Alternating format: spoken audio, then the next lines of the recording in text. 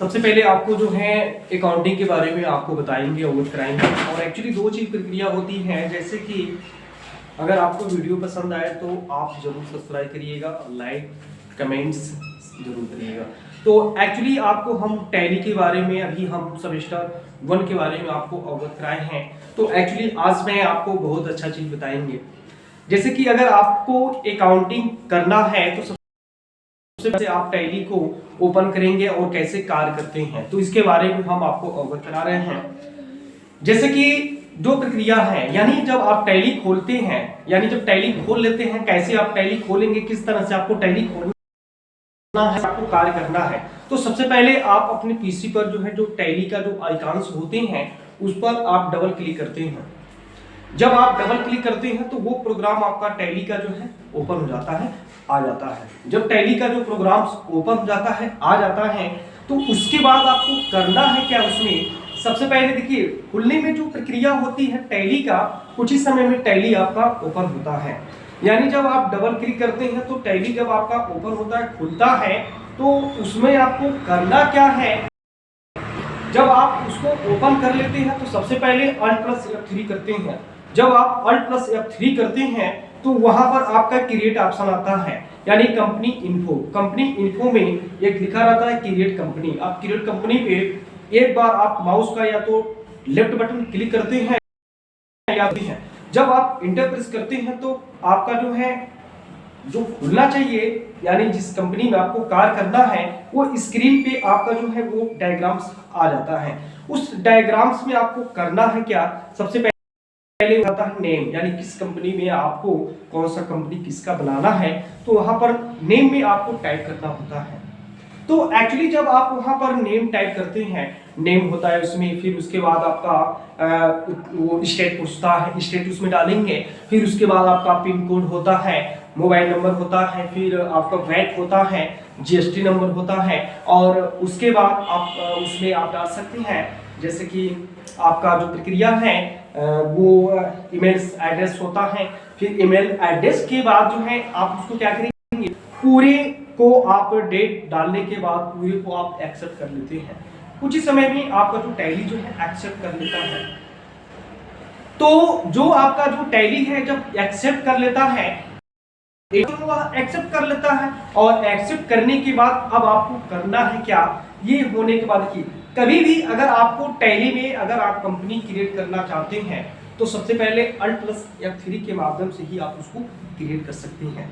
यानी Alt+F3 के माध्यम से ही आप बना सकते हैं, है ना। तो ये प्रक्रिया रहा आपका कंपनी बनाना। तो इस तरह से आप कंपनी को बना सकते हैं, और बनाने के बाद आप करेंगे क्या, बन जाता है तो इसके पहले आपको कभी कभी ऐसा भी होता है, बहुत सारी कंपनी रहती हैं, तो एक्चुअली उसको कैसे हम डिलीट करें।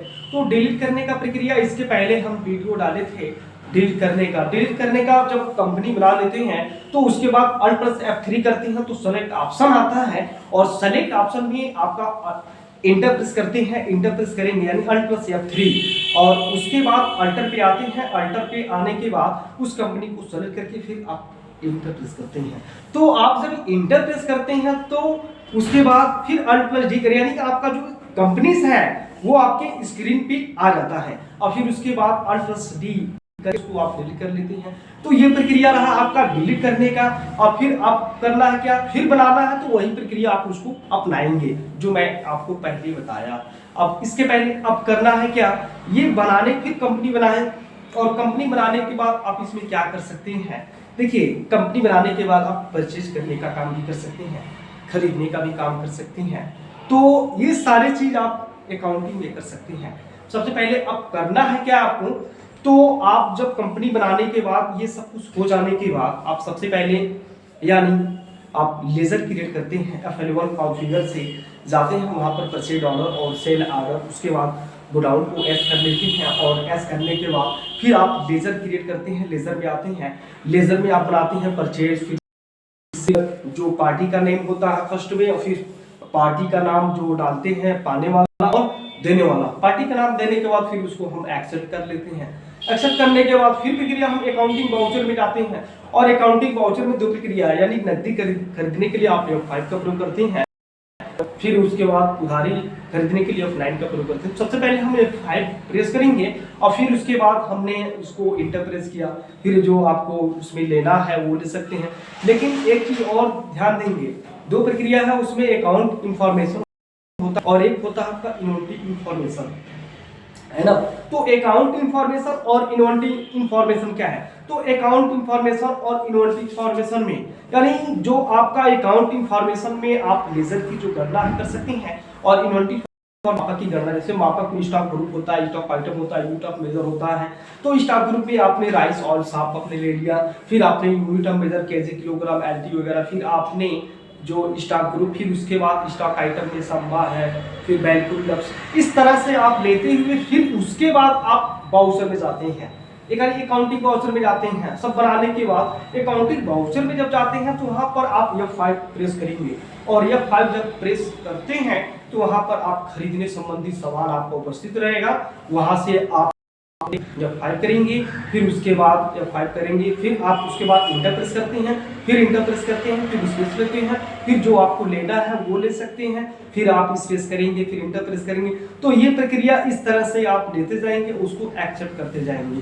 तो ये रहा आपका कारोबार। तो इस तरह से आप अकाउंटिंग में कर सकते हैं। अभी बहुत सारे हैं जो आपको स्क्रीन संबंधित आपको बताएंगे।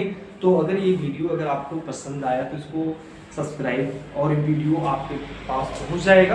तो ये प्रक्रिया इस तरह से अगर आपको अच्छा लगा तो कमेंट और आइकन के बटन से हैं उसको जरूर यूज करिएगा। धन्यवाद, नमस्कार।